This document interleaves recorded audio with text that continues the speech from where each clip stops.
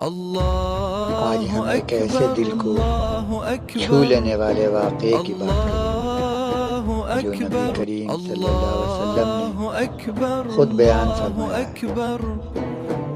یہ ہے حضرت ابراہیم خلیل اللہ علیہ السلام اور ان کی بیوی حضرت سارہ رضی اللہ تعالی عنہا کا وہ سفر جب ایک ظالم بادشاہ کی بری نظر ان پر پڑی، لیکن اللہ تعالیٰ نے اپنے مومن بندوں کی حفاظت کیسے فرمائی۔ ایک عورت کی دعا نے کیسے ایک طاقتور بادشاہ کو ذلیل و خوار کر دیا۔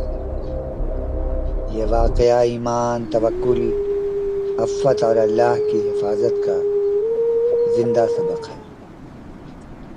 تو چلیے صحیح بخاری شریف کی روایت کے مطابق اس حیران کر دینے والے واقعے کو تفصیل سے سنتے ہیں۔ حضرت ابراہیم علیہ السلام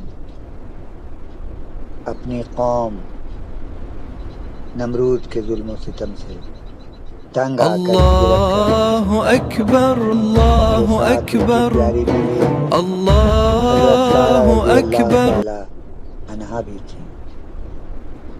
حضرت سارہ رضی اللہ تعالی عنہا بہت خوبصورت خاتون تھیں۔ اللہ تعالیٰ نے انہیں خوبصورتی کے ساتھ ساتھ ایمان، تقوی اور پاکیزگی بھی عطا فرمائی تھی۔ دونوں میاں بیوی اللہ کے حکم پر ایک سرزمین سے دوسری سرزمین کی طرف جا رہے تھے۔ راستے میں ایک ایسے شہر میں داخل ہوئے جہاں ایک بہت ظالم اور جابر بادشاہ حکومت کرتا تھا۔ اس بادشاہ کی عادت تھی کہ جب کوئی خوبصورت عورت اس کے ملک میں آئے تو وہ اسے اپنے پاس لے لیتا اور اس کے شوہر کو قتل کر دیتا۔ لوگوں نے بادشاہ کو خبر دی کہ ایک شخص آیا ہے جو ایک نہایت خوبصورت عورت لے کر آیا ہے۔ بادشاہ نے فوراً حضرت ابراہیم علیہ السلام کے پاس پیغام بھیجا کہ تمہارے ساتھ یہ عورت کون ہے؟ حضرت ابراہیم علیہ السلام نے جواب دیا، یہ میری بہن ہے۔ یہ بات دین کے اعتبار سے تھی، کیونکہ تمام مومن مرد و عورت ایک دوسرے کے بھائی بہن ہیں۔ اس وقت اس سرزمین پر حضرت ابراہیم علیہ السلام اور حضرت سارہ رضی اللہ تعالی عنہا کے علاوہ کوئی دوسرا مومن نہیں تھا۔ پھر حضرت ابراہیم علیہ السلام حضرت سارہ رضی اللہ تعالی عنہا کے پاس گئے اور فرمایا، اے سارہ، میں نے ان لوگوں سے کہہ دیا ہے کہ تم میری بہن ہو۔ تم میری بات کو جھٹلانا نہیں، اس لیے کہ اس سرزمین پر ہم دونوں کے علاوہ کوئی مومن نہیں ہے۔ حضرت سارہ رضی اللہ تعالی عنہا نے سر ہلا کر ہاں کر دی۔